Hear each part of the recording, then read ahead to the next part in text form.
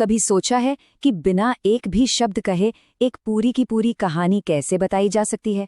आज हम जी हुन जियोंग की एक मास्टरपीस द होराइजन के पहले चैप्टर में ठीक यही देखने वाले हैं। एक ऐसी कहानी जो सिर्फ तस्वीरों की जुबानी है। और यही वो सवाल है जो इस पूरी कहानी की आत्मा है कि भाई, जब शब्द कम पड़ जाएं या कहें कि नाकाम हो जाएं तो कहानी आखिर कही कैसे जाए। तो चलिए देखते हैं कि इस कहानी में ये कमाल कैसे हुआ है।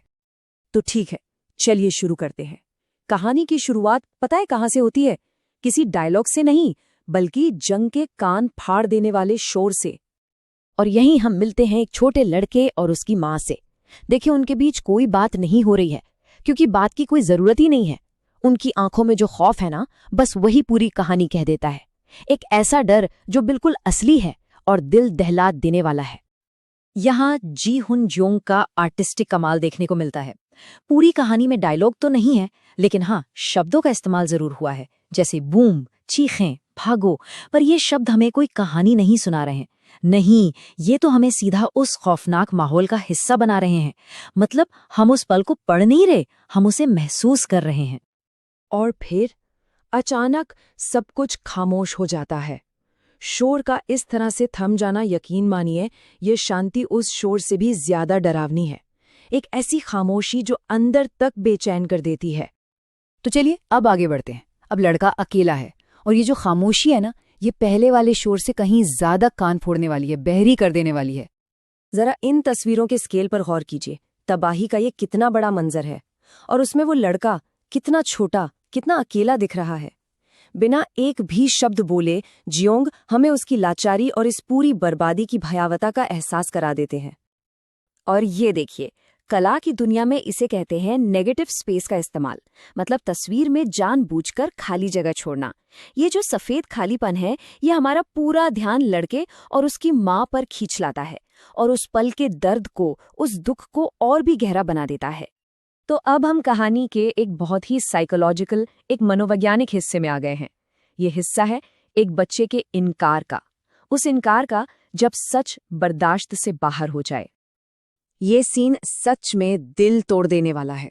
यहाँ शब्दों के लिए कोई जगह ही नहीं है, बस तस्वीरें हैं जो हमें उस बच्चे की बेबसी दिखाती हैं, और सच्चाई को न मानने की उसकी वो मासूम कोशिश जब वो नामुमकिन को मुमकिन करने में लगा है। तो सवाल ये है कि आर्टिस्ट ने ये जादू किया कैसे?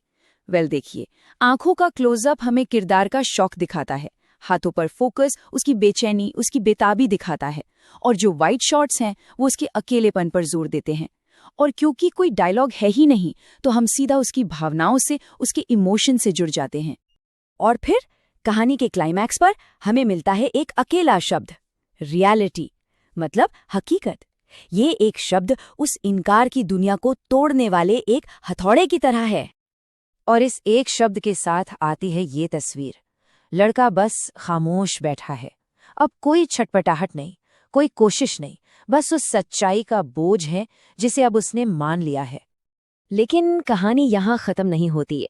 नहीं, ये दुख अब एक अकेले सफर में बदल जाता है, क्षितिज की ओर, उसका पहला कदम। लेकिन आगे बढ़ने से ठीक पहले वो एक आखिरी बार अपनी माँ को छूता है। ये एक खामोश अलविदा है, एक ऐसा पल जहां उसका बीता हुआ कल खत्म हो रहा है और एक अनजान भविष्य की शुरुआत हो रही है। अब जरा इन दो तस्वीरों को एक साथ देखिए। एक तरफ उसे अपनी माँ मिलती है, और दूसरी तरफ वो अकेला चल पड़ता है। बस ये दो तस्वीरें इस एक चैप्टर में उसके पूरे सफर की कहानी कह देती हैं, अपने किसी को पाने से लेकर सब कुछ खोकर एकदम अकेले रह जाने तक। और आखिर में हम इस तस्वीर पर आके रुकते हैं, एक अकेला सा इंसान और उसके सामने एक अंतहीन दुनिया। ये नज़ारा जितना खूबसूरत है ना, उतना ही अनजाना और शायद खतरनाक भी। और बस यहीं से बाकी कहानी के लिए स्टेज सेट हो जाता है। तो अंत में ये कहानी हमें एक सवाल के साथ छोड़ जाती है कि जब सब कुछ खो जाता है तो आखिर चलने के लिए बचता ही क्या है।